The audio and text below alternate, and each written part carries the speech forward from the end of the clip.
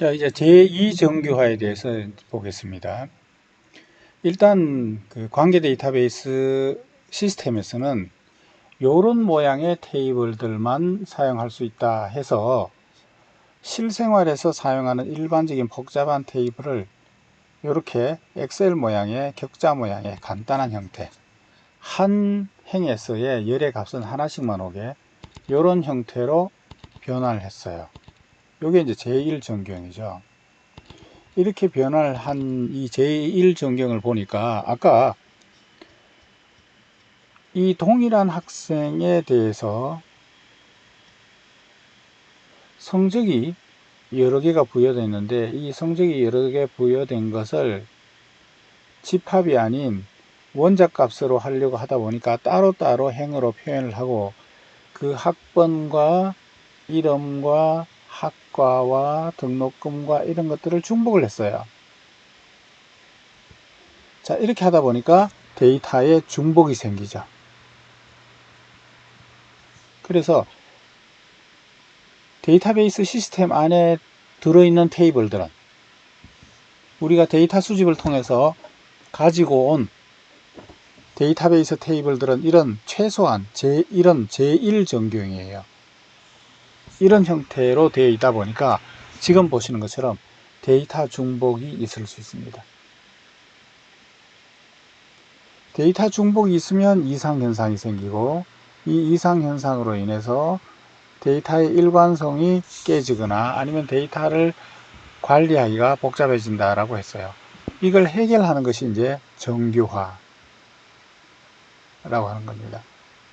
다시 말하면 이 제1정규형의 릴레이션을 더 바람직한 형태의 다른 형태의 테이블로 분해를 합니다. 이게 테이블 하나가 여러 개로 쪼개집니다. 그래서 이게 분해하는 과정을 통해서 정규화가 됩니다. 제1정규형 릴레이션을 제2정규형 릴레이션으로 바꾸는 것을 제2정규화 이렇게 표현을 합니다. 자, 이 제2정규화의 방법을 이해하기 위해서 우선 이 테이블에 데이터의 중복이 이렇게 있는데 이 데이터의 중복이 왜 생겼는가? 데이터의 중복이 생긴 원인이 뭔가? 라고 하는 것을 함수적 종속성 가지고 이론적으로 설명을 할 수가 있습니다. 우리가 앞에서 함수 종속성이라고 하는 것이 뭔지 배웠죠. 어떤 열과 또 다른 열들 사이에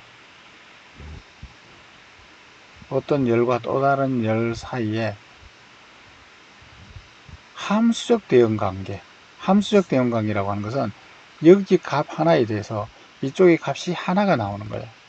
이쪽의 값 하나에 대해서 여기 값이 하나가 나오는 거예요. 그래서 1대1로 대응하거나 혹은 여기 같은 여러 개가 이쪽 하나로 대응되어도 어쨌거나 각각 보면 값이 하나씩 대응되는 형태입니다. 그래서 1대1로 대응되거나 n대1로 대응되면 이걸 함수적 대응이다 이렇게 얘기했죠. 그래서 두 속성 사이에 이런 함수적 대응 관계가 있는 것들을 함수적 종속 관계가 있다라고 얘기를 합니다. 자, 그러면 이 테이블에 어떤 함수적 종속 관계가 있는가를 한번 보겠습니다. 이 테이블의 기본 키는 학번과 과목 코드의 짝입니다. 학번만으로도 기본 키가 안 되고 과목만으로도 기본 키가 안 됩니다. 즉, 이 터플 하나씩 식별, 구별하기 위해서는 이 두 열의 값에 짝이 있어야 어느 거다라고 하는 행위 하나 딱 정해지는 겁니다. 요 학번만 주어져 가지고는 그 학번을 갖는 행위 여러 개이기 때문에 터플 하나가 딱 구별되지 않죠. 이 과목 코드 하나만 가지고는 같은 과목 코드를 갖는 학생이 여러 명이 있을 수 있기 때문에 행위 하나 구별되지 않죠. 이 둘의 짝에 의해서 구별됩니다. 그래서 이 둘의 짝이 기본키가 됩니다. 기본키에서 나머지 애트리뷰트로 함수적 종속성은 항상 존재한다라고 그랬죠. 왜냐하면 요 기본키 값을 갖는 행위 하나밖에 없기 때문에 요 짝에 대한 성적은 하나밖에 나올 수가 없습니다. 터플이 하나밖에 없기 때문에 값이 하나밖에 나올 수가 없죠. 그래서 기본 키에서 나머지 애트리뷰트로 가는 함수 종속성이 있습니다. 이것을 이제 이렇게 이런 모양의 식으로 표현할 수 있습니다. 그 다음 또 가만히 살펴보면 학번 값이 여러 번 나오긴 했으나 이 값이 같으면 이름도 같게 되어 있습니다. 그래서 여러 번 나왔으나 이 값 하나에 대해서는 학생 이름이 하나만 나와요. 그래서 학번에서 학생 이름으로 함수 종속성이 있습니다. 그뿐만 아니라 학번에서 학과 이름도 하나가 주어집니다. 뿐만 아니라 등록금도 하나만 주어집니다. 예, 학생이 같으면 이름도 같고 학번이 같으면 이름도 같고 학과도 같고 등록금도 같습니다. 그래서 학번에 대해서 이렇게 함수 종속성이 있습니다. 학번은 기본 키의 일부분입니다. 기본 키에 대해서 나머지 애트리뷰트 함수 종속성은 이 기본 키의 정의상 항상 있게 되어 있거든요. 그런데 기본 키의 일부분인 학번에 대해서 같은 학과로 함수 종속성이 있어요. 등록금도 마찬가지입니다. 학번에 대해서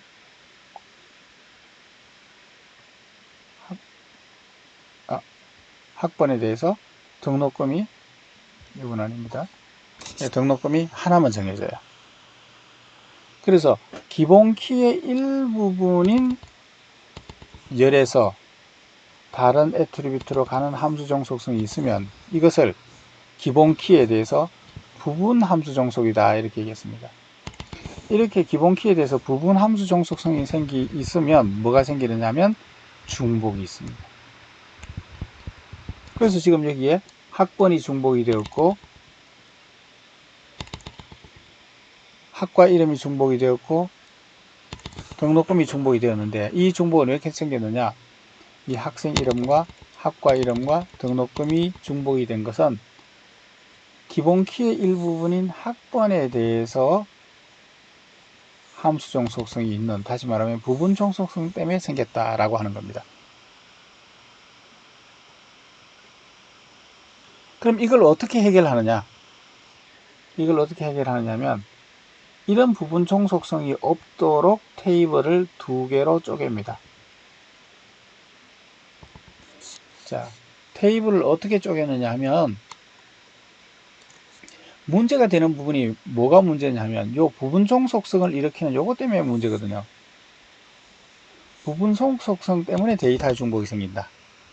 부분 종속성 때문에 데이터의 중복이 생긴다. 그 부분 종속성을 없애기 위해서는 이 부분을 없애버리면 부분 종속성이 없어지는 거죠. 자, 요걸 없애기 위해서 이 부분만 별도의 테이블로 표현합니다. 학번하고 학과하고 등록금.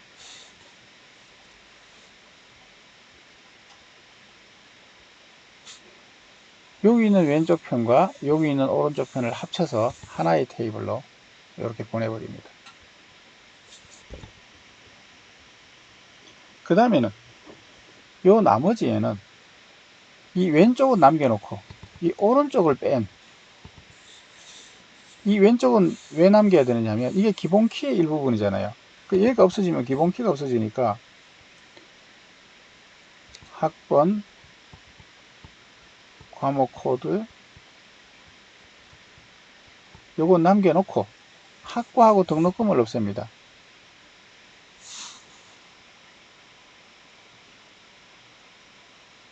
여기 뭐가 좀 잘못됐네요. 예, 하나가 더 있습니다. 학번이 주어지면 이름도 함수 종속성이 있죠. 그래서 이 이름까지.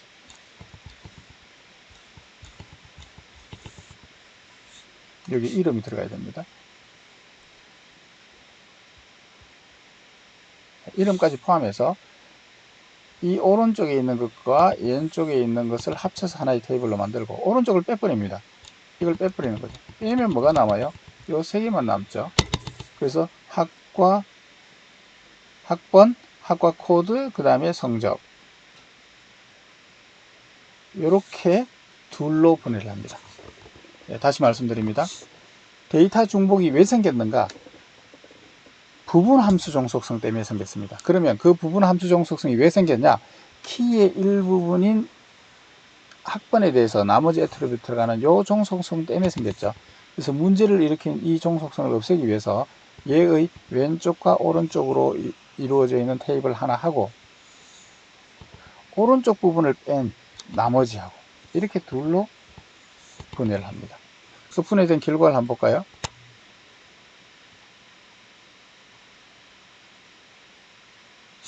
네, 여기 지금 이름이 빠져 있네요. 여기도.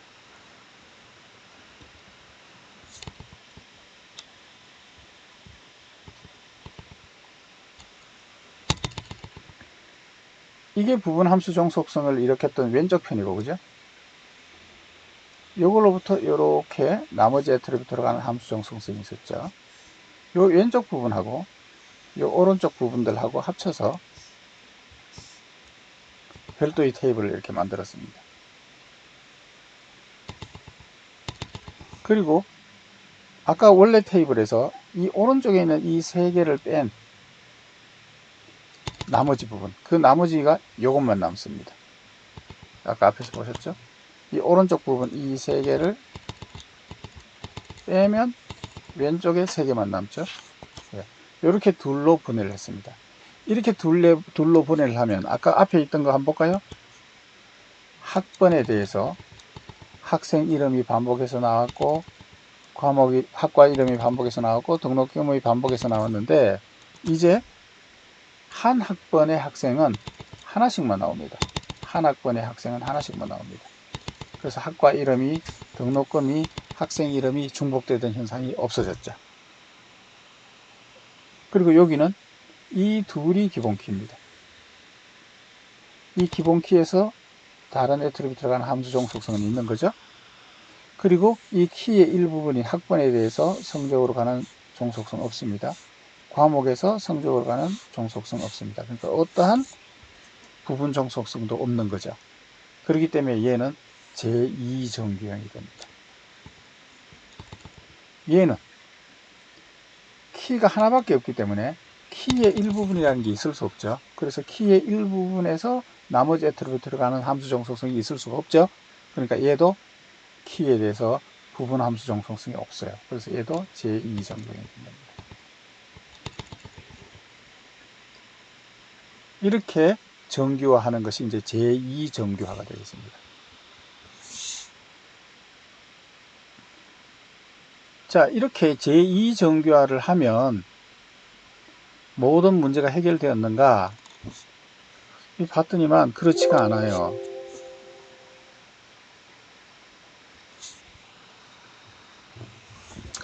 지금 요 예제에서는 우리 책에 있는 이 예제에서는 잘 안 보이는데 여기 빠졌습니다. 원래 들어가야 되는데 이름, 학생 이름 홍길동인가요? 첫 번째 학생이 홍길동, 이순신, 김철수도네요. 이순신, 김철수. 네, 여기 들어가야 맞습니다. 자, 요렇게 이제 요것도 제2정규형, 얘도 제2정규형, 둘 다 제2정규형이 맞는데 이 상태에서는 잘 안 보이는데 데이터를 하나 좀 추가를 제가 한번 해봤습니다. 예를 들어서 또 다른 학번의 학생이 경영학과에 있어요. 경영학과는 등록금이 다 똑같습니다. 그 경영학과의 등록금이 320이라고 하는 것이 반복이 되어 있어요. 또 다른 경영학과 학생이 있으면 또 똑같은 값이 오겠죠. 네, 그래서 이런 중복이 생겼어요. 이런 중복이 생기면 역시 아노말리가 생기고 아노말리로 인한 이제 문제가 생기기 때문에 요 중복을 제거하는 정규화를 해줘야 되겠죠. 예, 요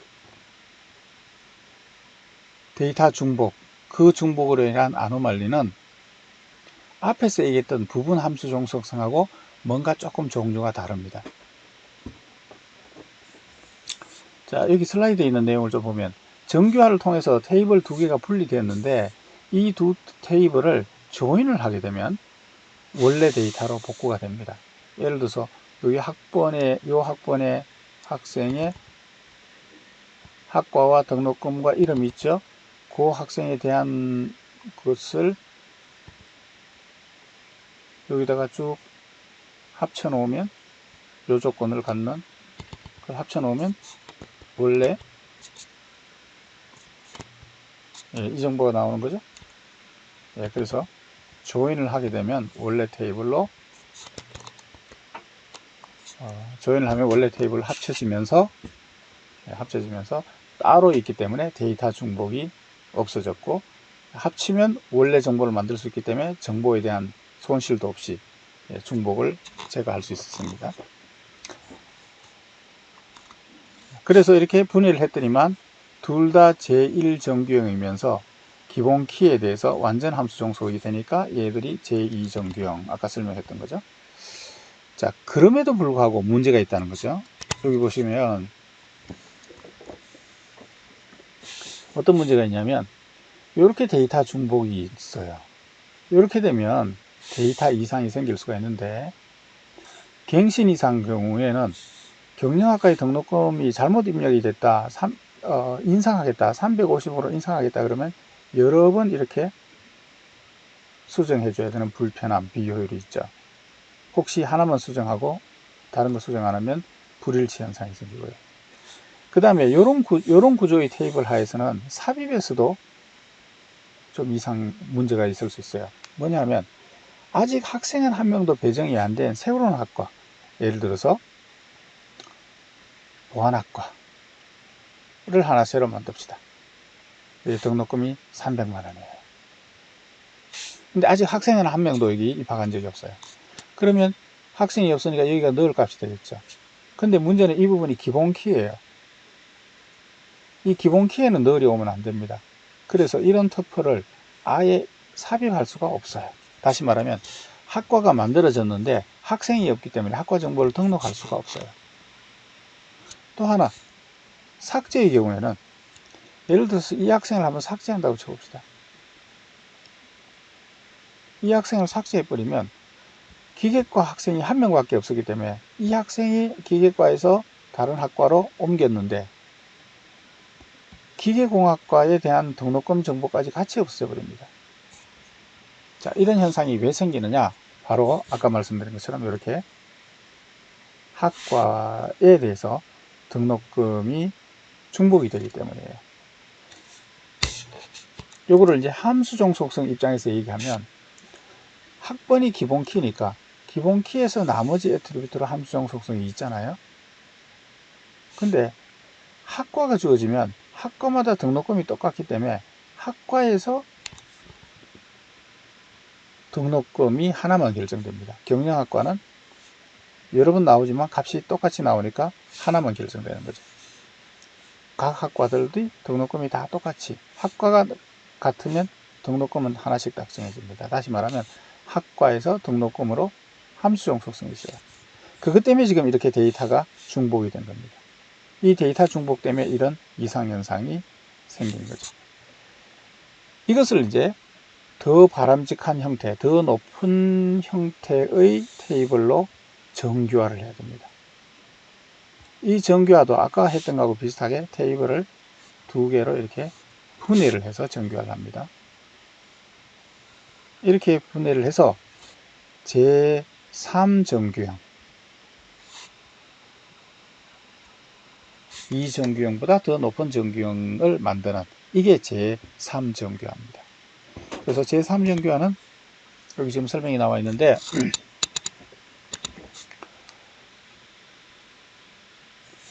아까 뭐가 문제였느냐? 경영학과가 하나 더 있으면 요 등록금이 이렇게 같은 학과에 대해서는 등록금이 이렇게 중복해서 반복해서 이렇게 나오죠. 예, 요런 구조 때문에 문제다 이렇게 얘기했습니다. 이 구조는 왜 생기느냐? 아까 말씀드린 것처럼 학번에서 나머지 애트리뷰트로의 함수정 속성은 이거 원래 당연히 있는데 기본키에서 기본키가 아닌 학과에서 다른 애트리뷰트로 가는 함수정 속성 요게 있다는 거예요. 학과가 주어지면 등록금이 하나 주어지는 요 종속성 때문에 문제가 있다는 거예요. 이 종속성을 뭐라고 얘기하느냐면 이행적 종속이다 이렇게 얘기합니다. 왜 이행적 종속이라고 하냐면 얘 등록금은 기본 키에 대해서 함수 종속성이 되지만 요거는 학번에서 학과가 하나 주어지고 그 학과에서 등록금이 하나 주어진다. 이 왕쿠션으로 이렇게 종속된다. 이렇게 한 달이 건너서 이렇게 종속성이 성립하죠. 이런 것을 이행적 함수 종속이다 이렇게 얘기합니다. 이 이행적 함수 종속이라는 것은 여기 보시면 x에서 y로 가는 함수 종속성이 있고 이 y에서 z로 가는 함수 종속성이 있으면 x에서 여기 지금 잘못됐네요. z로 가는 함수 종속성이 성립하게 되어 있어요. 요거를 이행적 종속이라고 얘기합니다. 즉 여기 x에서 등록금으로 가는 요거요. 요 함수 종속은 학번에서 학번이 x가 되겠죠. 학과로 함수 종속성이 있고 학과가 y가 되겠죠. 학과에서 등록금으로 가는 함수 종속성이 있으면 요 사이에 종속성이 반드시 있게 돼 있어요. 요 한 달이 건너서 종속성, 요걸 이행적 종속성이다 이렇게 얘기합니다. 이 이행적 종속성이 왜 생기느냐 하면 함수 종속성의 왼쪽 편에 기본 키에서 나머지로 가는 함수 종속성은 이게 원래 당연히 있습니다. 그런데 기본 키가 아닌 속성에 대해서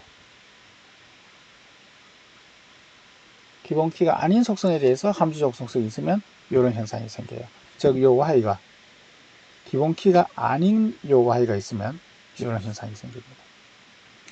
자, 지금 보신 예제에서 학번에서 학과로 함수 종속성이 있고 학과에서 등록금으로 함수 종속성 이건 당연히 있습니다. 왜냐하면 학과가 기본 키니까. 근데 학과에서 등록금으로 가는 이 종속성이 있으면 학번에서 학과에서 등록금 이렇게 한 달이 건너가죠. 그러면 이제 요거는 이행적으로 요거에 의해서 이행적으로 종속되는 겁니다. 요 이행적 종속을 없애주기 위해서 분해를 하는 겁니다. 뭐를 분해하느냐? 문제를 일으킨 걸 분해합니다. 기본 키에서 나머지 애트리뷰트로 가는 함수 종속 이건 기본 키의 특성상 당연히 있는 거고요. 그게 아닌 요 왼쪽 편이 기본 키가 아닌 얘를 없애면 되죠. 그 얘를 없애기 위해서 얘 왼쪽과 오른쪽으로 이루어져 있는 테이블 하나 하고 학과 등록금이죠.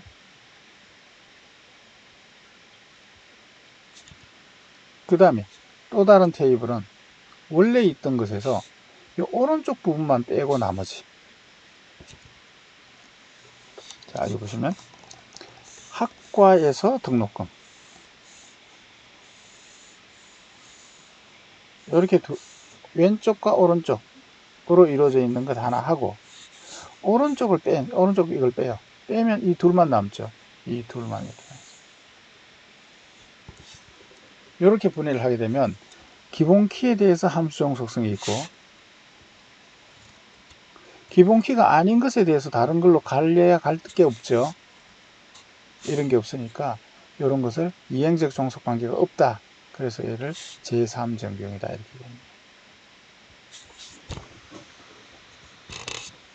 자, 이렇게 함으로써 데이터 중복을 없앨 수가 있어요. 아까 학과가 주어지면 등록금이 여러 번 반복되는데 이번에는 이렇게 분리를 하고 나니까 학과가 기본 키고 학과가 한 번씩 나오니까 등록금이 중복될 리가 없죠. 이렇게 해서 중복을 해결할 수 있습니다. 자, 이렇게 해서 제3정규화에 대한 설명까지 이제 마쳤습니다. 자, 그러면 이번 동영상 강의는 일단 여기서 마치고 이어서 다음번 상관관계 분석에 대해서 말씀드리겠습니다.